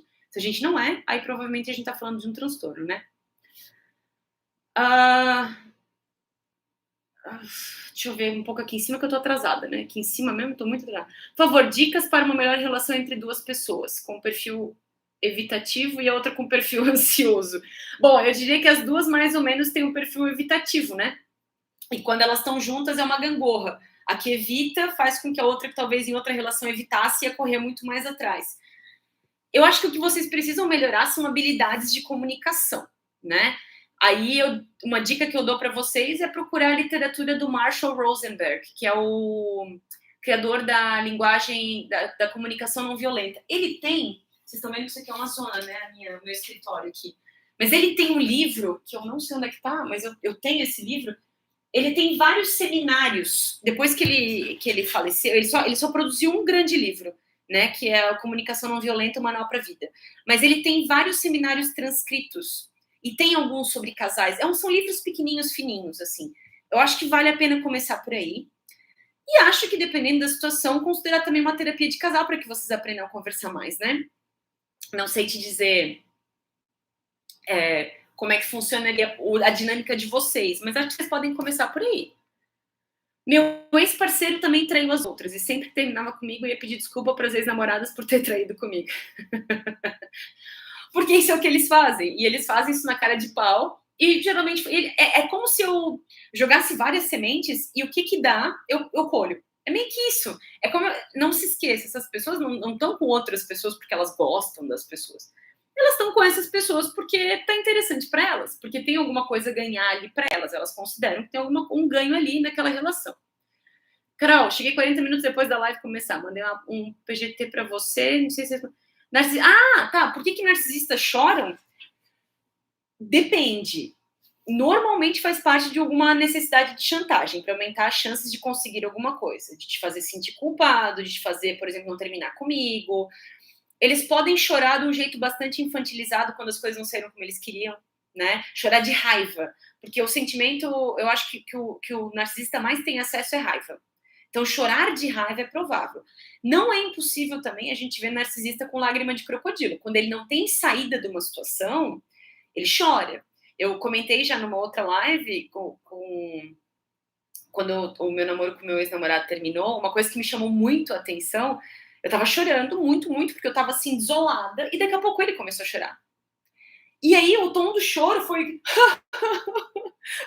E pensava, eu lembro de ter parado e olhado, e na hora que eu olhei que ele tava chorando, ele tava parado assim, ó, meio que esperando ver minha reação, e daqui a pouco ele.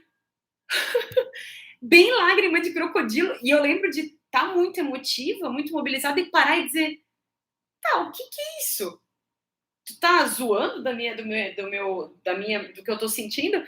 E ele olhou para mim, daí ele deu. Aí tu percebia que a voz dele não era uma voz de quem tava chorando, era uma literal forçação, assim, era muito evidente que era uma. E aquilo me chocou, porque eu nunca tinha visto alguém que propositalmente entrou no negócio de lágrima de crocodilo, porque ele não tinha saída daquela conversa. Sabe aqueles momentos críticos, um término difícil, que daí tá os dois chorando, e daí aquele silêncio horroroso, e daí não tem espaço para ir embora, e daí meio que, especialmente para a parte que tá desconfortável com a emoção, era bem isso. Eu acho que ele começou a chorar para agilizar o processo para que ele pudesse ir embora. Então, isso é uma possibilidade. Eles chorarem para que eles consigam o que eles querem. E aí é literal lágrima de crocodilo.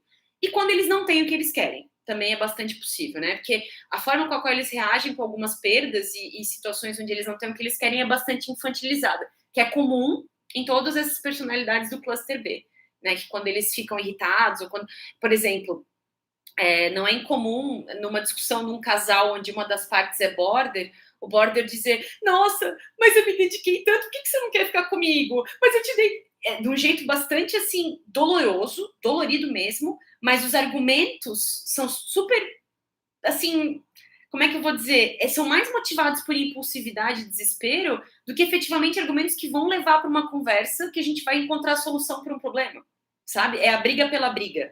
E é tentar ativar emoções de culpa, de tristeza, de vergonha, para que a pessoa recue e faça o que ela quer, né? Que não quer não ir embora, quer ceder, enfim. Não consigo acreditar na pessoa quando ela me elogia e diz que quer estar comigo, mas não consigo acreditar, pois já houve mentiras em outras áreas. Eu acho que uma forma de lidar com isso também é a terapia. É aprender a se conhecer e entender que o que as pessoas falam da gente é uma percepção delas. Se você não se acha coisas legais sobre você, os outros acharem vai ter o efeito aí de uns 5, 10 minutos. Daqui a pouco você tá chateada de novo. Porque aquilo não tá internalizado em você, né? Você tá esperando sempre que alguém te diga coisas. Você não acha isso de você. Se você acha isso de você, a pessoa te fala, você fala, obrigada, porque você acha isso também. Quando a gente tem uma questão com autoestima, com amor próprio, a gente pode achar que ter essa atitude de agradecer um elogio é um ato de egoísmo. Não é. É legal a gente achar coisas boas da gente, não? Não sei, né? Você se modificar por causa de alguém não acho legal, não sustenta, na minha opinião. Acredito no diálogo, no ganhar e perder. Eu acredito, gente, que a questão não é se moldar a imagem, semelhança e expectativa do outro, né? Todo mundo vai aprender alguma coisa com outra pessoa. Todo mundo pode melhorar ou piorar com a sua companhia, né? Então, agora, a partir do momento que você deixa de ser quem é para se acomodar ao outro, o que também é muito comum em pessoas que têm um transtorno borderline, se eu namoro um cara nerd, de repente eu viro super nerd, porque é o que ele gosta. Se eu namoro um cara gótico, no ano seguinte eu tô super gótica, porque eu quero, né? Não é incomum que essas coisas aconteçam, porque eu tenho tanto medo da perda, do abandono, que eu faço o possível para que essa pessoa goste de mim e não me largue, né? Deixa eu ver aqui. Meu professor de matemática fala muito sobre suas ideologias particulares. Recentemente ele repreendeu um colega por usar cano do plástico. Então, talvez é o tipo de coisa que se você não sente que dá para falar com ele, talvez até conversar com a coordenação, né? Não é que ele seja um mau professor, mas se ele acaba constrangendo os alunos e criando situações que estão fora da... Não é nem... E aí, interessante, ele poderia falar do canudo em outros aspectos, né? Mas a militância, do jeito que eu tô entendendo, o radicalismo e constranger a outra pessoa, acho que não é legal em nenhum momento, né? Minha namorada tem... Ah, que bom que os meus vídeos ajudaram. Obrigada por responder. Deixa eu ver... Miga, você saberia me dizer porque meu ex, mesmo estando com o atual, me seguiu nas redes, mandou mensagem e fica vendo que eu postava sempre quando eu postava? Meu, pode ser várias coisas. E uma delas pode ser, ele quer que você saiba, ele quer deixar esse canal aberto. Pode ser que ele ainda precisa saber como é que você tá, porque é uma questão de ego, ele não quer ver você feliz antes dele, pode ser isso. Depende muito da natureza do relacionamento, né? Existe uma mítica da geração nova que não bloquear a pessoa das redes sociais é um sinal de maturidade, né? Porque não tem nada a ver bloquear, porque o que ele vai achar, porque vai parecer que eu sou criança. Eu não vejo nada disso, tá? Sabe aquela história que os olhos não veem, o coração não sente? O que você quer ficar vendo que o teu ex-namorado que terminou com você ou você terminou com ele, o que ele tá fazendo? Quanto mais tempo você fica tendo acesso a essas informações, até porque todos nós sabemos que a internet é uma realidade manipulada, inventada, maiores as chances de você demorar mais para superar. Eu te diria o seguinte, eu não sei por que ele tá fazendo isso, não sei mesmo, mas acho que é legal você pensar por que você tá aceitando ter esse contato e quão bem está te fazendo. Eu talvez seja um pouco do ego, porque eu também acho que é uma coisa super humana, tipo, aí, ó, tá vendo? Ele que não me esperou. Mas é bom pra você como? Eu não sei, não é um julgamento, é uma provocação. Pensa o quanto te faz bem você ter ele na sua vida ainda, tá? Deixa eu ver... Então, eu não falo nem de seguir ele de volta, mas às vezes assim, de bloquear total o acesso da pessoa. Você quer que ele fique sabendo da sua vida? Né? E se você quiser também tudo bem, tá? Mas tenta... O Freud falava que a gente só se investiga, só se analisa até onde o ego deixa. Talvez você vai olhar e não vai querer admitir para você que você deixa ele entrar, porque você gosta de saber que mesmo com outro ele tá dando bola para você. Mas se você parar para pensar, isso não é meio deprê, tipo assim, se ele faz isso com essa pessoa nova, será que ele não fez isso com você antes? Se ele quisesse mesmo, vocês estariam juntos? Né? Não sei, assim. Acho que é uma coisa para pensar, tá? Eu fiquei muito feliz que isso que você me falou, que os vídeos ajudaram você com a ansiedade da sua namorada, viu? Isso me deixa muito feliz. Que bom que os vídeos estão cumprindo seu propósito. Emocionalmente, o que o narcisista pode, de fato, sentir pelos filhos... Existem, assim, alguns pais narcisistas sentem coisas pelos filhos, né? Eles podem desenvolver um laço pelos filhos, mas muito provavelmente esse laço não vai ser um laço incondicional, porque, de novo, não é o tipo de amor que eles conhecem, né? Pode ser um laço gerado por muita expectativa, porque ele vai querer que esse filho seja um reflexo dele, das conquistas dele, né? Então ele tem que ser igualmente bem sucedido, ou ele tem que ser de uma certa profissão, ou ele tem que ser ótimo nos esportes.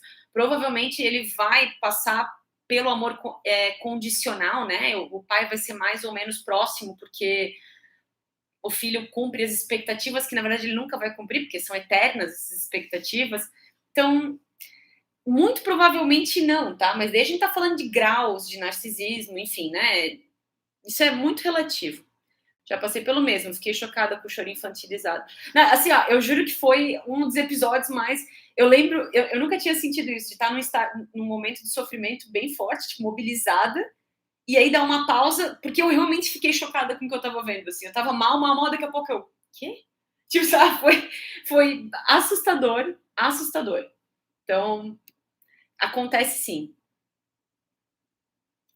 As feridas emocionais, elas passam, a gente precisa ter tempo, tá?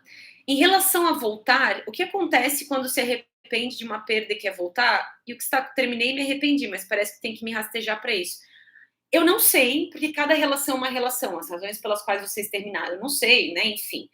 Se você quer voltar com a pessoa, você precisa mostrar para ela que algumas coisas vão ser diferentes. Porque se vocês terminaram antes, é porque aquela relação antes realmente não estava funcionando. Vocês precisam pensar que tipo de relação vocês querem ter agora. Se essa pessoa não quer e já está chegando a um ponto que está tirando sofrimento, prejuízo, você precisa descobrir talvez a hora de ir embora, né? Às vezes, eu acho que uma das outras duras realidades que as pessoas não gostam de pensar... Opa, deu uma travada aqui. Uma das outras duras realidades que as pessoas não gostam... A internet... Eu acho tão engraçado que a internet do YouTube funciona e a internet do Instagram me dá uns olés. Uma outra realidade que a gente não gosta de pensar é que as oportunidades passam. A gente quer acreditar, né, no amor verdadeiro, que a gente tem que passar por uma aprovação para ser feliz para sempre. Mas isso não é verdade. Muitas vezes a gente não está pronto para estar com alguém legal. Porque a gente não está emocionalmente maduro ou com as escolhas claras na nossa cabeça. Muitas vezes a gente termina e outra pessoa realmente, para ela, isso é o limite. Pode acontecer. E aí a gente tem que saber a hora de ir embora. Eu acho que é uma coisa para pensar, tá? Eu sei que isso não é legal. E eu tô falando com pouquíssima base de conhecimento, isso é uma alternativa. Mas acho que é uma coisa para você pensar. Mesmo meu ex-cavoras contando história... tá. Carol, tá? O diálogo é a base, e é bom bloquear os amigos dele também. Depende do quanto esses amigos têm impacto, né? Pode rolar aquilo que a gente fala dos macacos voadores, né? Que os amigos vão ficar passando informações, né, um pro outro, assim. Se te faz sentir mais seguro e esses amigos não são, na verdade, seus amigos, por que não, né? Eu, border, vendo a Carol me representar no drama e ao mesmo tempo pensando que injusto, não é assim? E eu entendo se você se sentir assim, tá? É normal a gente ter essa oscilação de sensações e é normal também que a gente fique desconfortável. Por isso que eu te falei, não tem nada, absolutamente nada a ver com você. São possíveis características do transtorno. E a parte boa existe tratamentos processos terapêuticos bastante legais para essas características, porque eu acho que o que faz o border sofrer mais é a desregulação emocional, não ter as ferramentas necessárias para conseguir colocar as suas emoções em xeque, e é isso.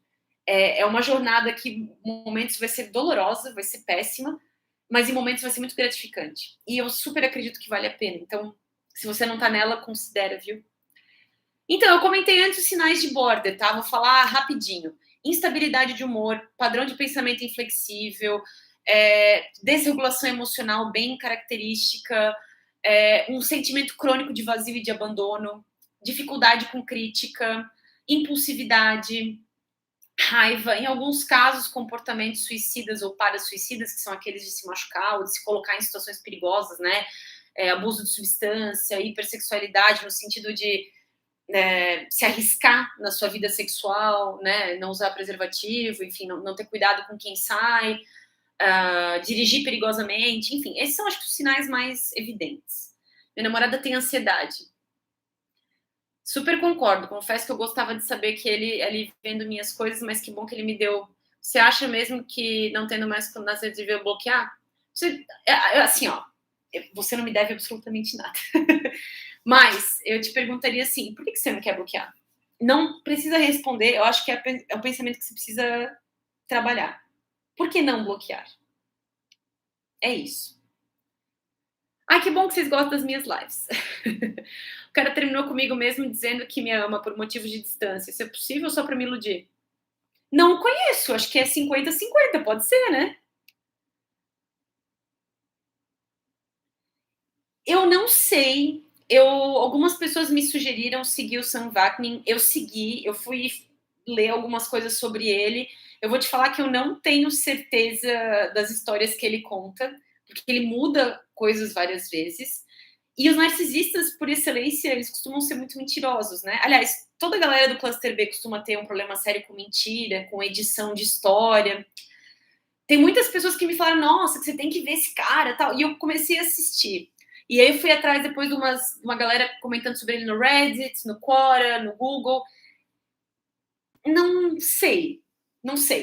Essa é a minha opinião, tá? Eu acho que ele cunhou vários dos termos que, inclusive, a gente... Como o transtorno narcisista, ele... De verdade, tanto no DSM-4, no 5, ele é muito raso, ele não explora toda a complexidade de formas que ele pode aparecer. Pessoas como Sam Vaknin acabaram criando esses termos que se tornaram super públicos. Pode ser que ele tenha criado as subcategorias. Alguém me perguntou esse tempo sobre o narcisista cerebral, né? Que é o cara que ele se gaba pela inteligência. Ele pode se enquadrar num grandioso, como ele pode se enquadrar no encoberto, que ele só fala quando ele fala de alguma coisa que ele sabe. Essa coisa de subdiagnosticar prova só o quanto o narcisismo é a bola da vez, né?